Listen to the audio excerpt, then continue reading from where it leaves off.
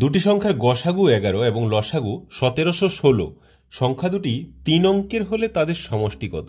দেখো, অনেক সময় দেখবে গসাগু যেটা আর লসাগু যেটা ওই দুটোই সংখ্যা হয়ে যায়, কিন্তু এখানে বলে দিয়েছে যে 3 অঙ্কের, তাহলে এখানে গসাগু 11 এবং লসাগু 1716 এই দুটো কিন্তু সংখ্যা হবে না।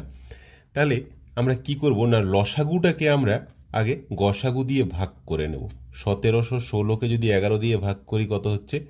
11 একে 6 1 5 6, 156। এবারে এটাকে একটু ফ্যাক্টরাইজ করব। 13 গুণিত 12 করলে হয়ে যাচ্ছে। 12কে আবার যদি ভাঙি 3 গুণিত 2 গুণিত 2। এবারে দেখো, 11 দিয়ে আমি যদি এইগুলো কোনোটাকে গুণ করি, 3কে গুণ করলে 33 দু অঙ্কের হয়ে যাচ্ছে। 6কে গুণ করলে 66 দু অঙ্কের হয়ে যাচ্ছে।